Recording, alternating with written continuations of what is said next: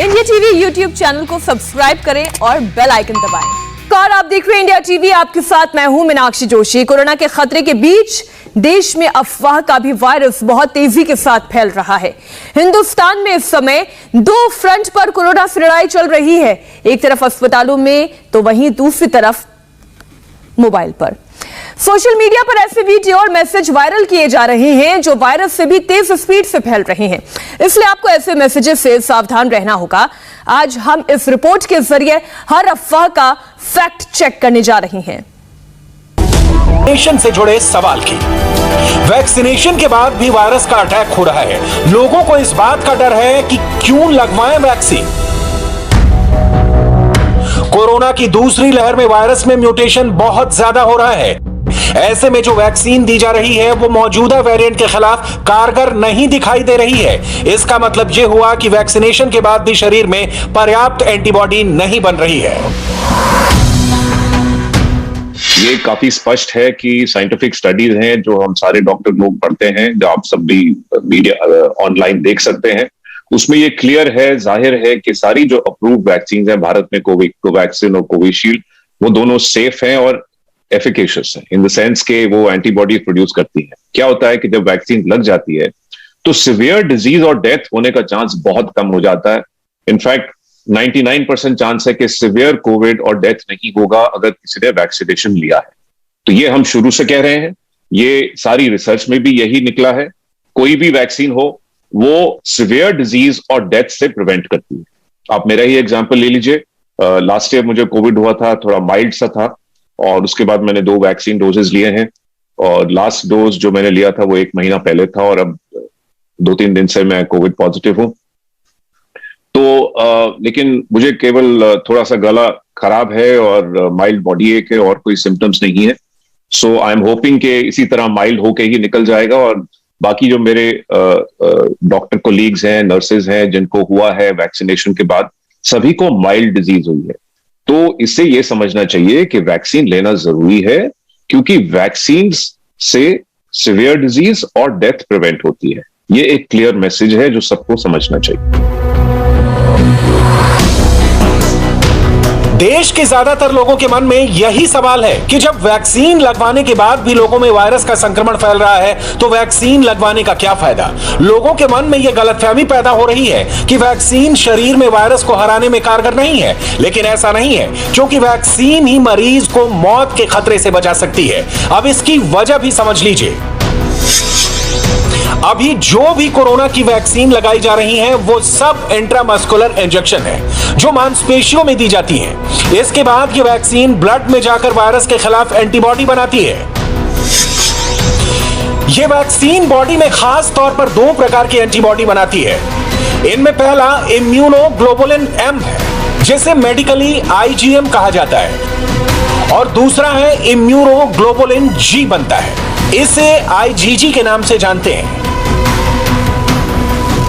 शरीर में corona virus के अटैक होने पर हमारा शरीर पहले IgM बनाता है, जबकि दूसरी एंटीबॉडी IgG धीरे धीरे बनती है और ये लंबे समय तक शरीर में रहती है। ऐसे में जब कोई नया संक्रमण आता है तो एंटीबॉडी वायरस के खिलाफ एक्टिव हो जाती है, जिसकी वजह से वायरस का संक्रमण जानलेवा नहीं हो पाता है।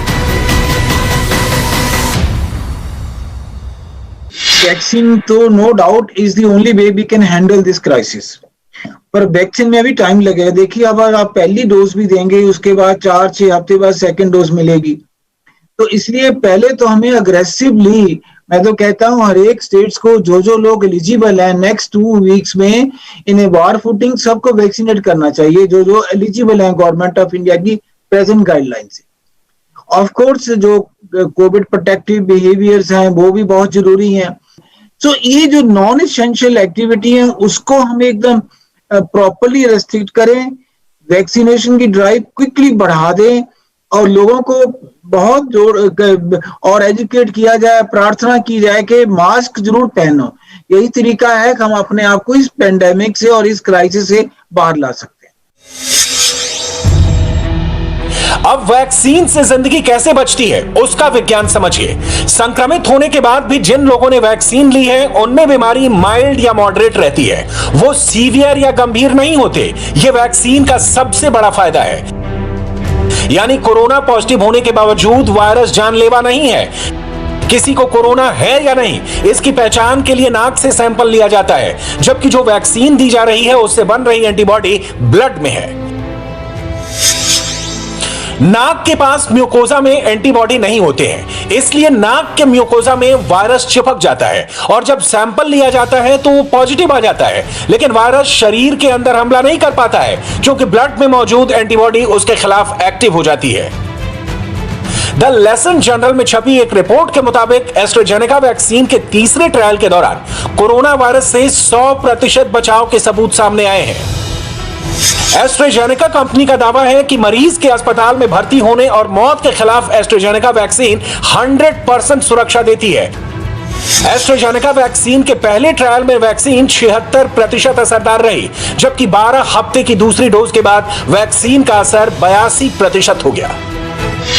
जो वैक्सीनेशन है वॉर फुटिंग पे नेक्स्ट 2 हफ्ते में मैं कहूंगा हर एक स्टेट में जो एलिजिबल हैं सबको कर देनी चाहिए, बिकॉज नेक्स्ट डोज के लिए 4-6 हफ्ते फिर वेट करना पड़ेगा। तो ये अगर हम ऐसे भी चलें और जो यंगर अब फर्स्ट में से जो हो रहा है कि बिलो दी एज 45 सब एलिजिबल होंगे, अबव 18 उनमें भी टाइम लगेगा। तो नेक्स्ट 3 मंथ 6 मंथ तो हमें लगेंगे प्रॉपरली वैक्सीनेट करने to significant number of our population. इतना ही नहीं, एस्ट्राजेनेका का दावा है कि वैक्सीन लगने के बाद संक्रमण फैलने में भी कमी देखी गई है। वैक्सीन की पहली डोज के बाद वायरस के एसिम्प्टोमेटिक संक्रमण में करीब 67% की कमी आई है, जबकि दूसरी पावर बूस्टर डोज के बाद संक्रमण में 50% की कमी देखी गई है। यानी शरीर में वायरस से बचाने के लिए एंटीबॉडी बनाने के साथ साथ वैक्सीन आसपास के लोगों को संक्रमण से भी बचा रही है।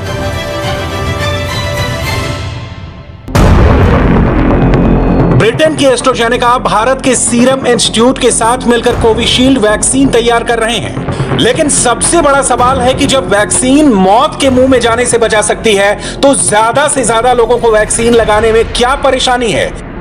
अभी देश में 45 साल से अधिक उम्र के लोगों को वैक्सीन लग रही है, लेकिन देश के कई राज्यों में वैक्सीन की कमी की शिकायतें आ रही हैं। ऐसे में सवाल उठता है कि जब राज्यों के पास वैक्सीन की डोज है ही नहीं तो फिर 1 मई से 18 साल से अधिक उम्र के लोगों को वैक्सीन कैसे लगेगी।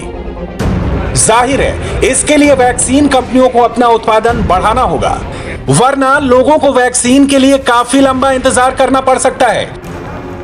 अभी देश में 45 साल से ज्यादा उम्र के लोगों को कोविशील्ड और कोवैक्सीन के डोज दिए जा रहे हैं, लेकिन लोगों की शिकायत है कि वैक्सीन की डिमांड और सप्लाई में अंतर लगातार बढ़ रहा है। मेडिकेशन तो इस बीमारी में अवॉइड करनी चाहिए, ये बहुत खतरनाक हो सकती है। पहले जैसे कहा गया है, डॉक्टर ने भी कहा कि जो गाइडलाइंस हैं वो भी किसी बेस पे बनी होती हैं, वो भी कोई एविडेंस होता है, लिटरेचर में एक्सपर्ट बैठ के वो गाइडलाइंस ड्रॉ करते हैं।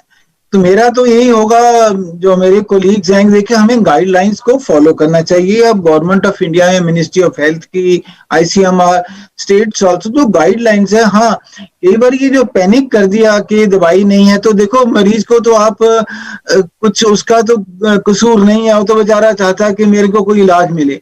अगर किसी ने कह दिया कि दवाई आपको फायदा कर सकती है, तो भागेगा ही। तो ये डिपेंड्स करता है हम किस तरह कम्युनिकेट करते हैं। आंकड़ों के मुताबिक 19 अप्रैल की सुबह 8 बजे तक देश में 12.38 करोड़ डोज दिए जा चुके हैं। इनमें से 10.73 करोड़ पहले डोज हैं, जबकि 1.64 करोड़ दूसरे dose. Health care, front line workers और देश की पूरी 45+ आबादी को वैक्सीनेट करने के लिए अभी करीब 46 करोड़ वैक्सीन डोज और चाहिए। वैक्सीन के अभी अगर रोजाना 35 लाख डोज लगाए जाएं, तो हर महीने 10.5 करोड़ डोज चाहिए। ऐसे में करीब 4 महीने का समय लग सकता है। अब जब 18 साल से ज्यादा उम्र के लोगों को भी टीका लगेगा, तो इससे देश में वैक्सीन की कमी होनी लाजमी है। हालांकि देश में वैक्सीन का कितना भंडार है, इसकी जानकारी सार्वजनिक नहीं की गई है, लेकिन सरकार का दावा है कि वैक्सीन की कमी को पूरा कर लिया जाएगा। सीरम इंस्टीट्यूट ऑफ इंडिया अब तक सरकार को कोविशील्ड की 10 करोड़ डोज दे चुकी है। कंपनी के पास हर महीने 6 करोड़ डोज बनाने की क्षमता है। दूसरी ओर कोवैक्सीन बना रही भारत बायोटेक की क्षमता महीने में 1 करोड़ से भी कम है। ऐसे में कंपनियों के पास चुनौती बहुत बड़ी है। एक तरफ वैक्सीन की किल्लत और दूसरी वायरस की बढ़ती स्पीड के डर ने लोगों को डॉक्टर बना दिया है। नतीजा यह है कि लोग अपनी मर्जी से दवाइयों का इस्तेमाल कर रहे हैं। हालांकि बुखार आने पर डॉक्टर पैरासिटामोल, मल्टीविटामिन और विटामिन सी और जिंक लेने की सलाह देते हैं, लेकिन इसकी डोज डॉक्टर की सलाह से ली जाए तो आपकी सेहत के लिए अच्छा होगा। वेरिएंट की बातें होंगी 6 महीने बाद, 1 साल बाद, जब पूरा रिसर्च होगा, उसके ऊपर लिटरेचर आएगा, तब की बात। अब आपको देखना है कि आप कैसे बचा सकते हैं मरीज को। तो आपके पास दवाइयाँ कितनी हैं, उसी को इस्तेमाल करना पड़ेगा। अब आप अगर कहते हैं कि ऑक्सीजन कम पड़ रहा है क्योंकि मरीजों की तादाद बहुत बढ़ चुकी है, ये नहीं है कि क्रिटिकलिटी बढ़ गई है, लेकिन अगर किसी का सैचुरेशन 95 के नीचे जाता है तो वो तो हॉस्पिटल में आएगा और उसको ऑक्सीजन तो देना पड़ेगा ना। रही बात दवाइयों की, मैं ये कहता हूँ कि आज भी हर एक को, किसी को भी मुझे पकड़कर, मैं सबके बारे में बात करना चाहता हूँ, किसी को कोविड की मालूमात नहीं है जितनी होनी चाहिए। हर एक जो कहता है वो अपनी सोच से कहता है, अपने एक्सपीरियंस से कहता है। रही बात दवाइयों की, चाहे वो रेमडेसिविर हो, टोसिलिजुमैब हो, स्टेरॉयड हो, प्लाज्मा थेरेपी हो, ब्लड थिनर्स हो, स्टेरॉइड्स के इफेक्ट इमीडिएटली मालूम नहीं पड़ रहे हैं। आपको अंदाज़ा नहीं है कि अब स्टेरॉइड जनरल प्रैक्टिशनर भी लगाने लगे हैं और इतने लगा रहे हैं कि आपको 3 महीने बाद, 6 महीने बाद एहसास होगा कि आपने कितने पॉपुलेशन को डायबिटीज़ वगैरह दूसरी बीमारियां होने वाली है, ऑस्टियोपोरोसिस वगैरह। यह हम पर खुद पर बीती है और हम उसका एहसास कर रहे हैं। और कोई कहे कि रेमडेसिविर का कोई फ़ायदा ही नहीं है, टोसिलिजुमैब का कोई फ़ायदा ही नहीं है, तो मैं ये सबसे पूछना चाहता हूँ कि अगर ये फ़ायदेमंद नहीं है तो कौन सी दवाई है जो फ़ायदेमंद है, जो आप लोग रेकमेंड करना चाहते हो? कहने के लिए तो सब लोग कह देते हैं। देश भर में रेमडेसिविर दवा की कमी ने लोगों में ये गलतफहमी घर कर गई है कि सिर्फ यही दवाई कोरोना से बचा सकती है। शरीर में ऑक्सीजन की कमी से पहले ऐसे कई दवाइयां हैं जो गंभीर स्थिति में पहुंचने से बचा सकती हैं। रेमडेसिविर का इस्तेमाल हर मरीज के लिए जरूरी नहीं है। जो भी वैक्सीन आता है वो हमने एक्सेप्ट करना चाहिए, चुनना हमारी मर्जी है। अगर कोई चाहता है कि वो कोवैक्सीन लेना चाहे वो कोवैक्सीन ले, कोई चाहता है कि कोविशील्ड लेना चाहता है वो ले ले, कोई चाहे कि मैं फाइजर लूँगा या स्पुतनिक लूँगा या मॉडर्ना लूँगा, ले लेने दे। लेकिन एक रिक्वेस्ट ऑन ह्यूमैनिटेरियन ग्राउंड्स ये है कि अगर हम एक वैक्सीन 500 रुपये की या 250 रुपये की या 300 रुपये की खरीद सकते हैं, तो हमें उतनी क्षमता होनी चाहिए कि हमने है ना 1,500-2 हज़ार रुपये के कुछ वैक्सीन खरीदना, ताकि हर गरीब को वो वैक्सीन लग सके। आईसीएमआर की स्टडी में कोवैक्सीन पर बड़ा दावा किया गया है। डिटेल्स देंगे आपको एक छोटे से ब्रेक के बाद।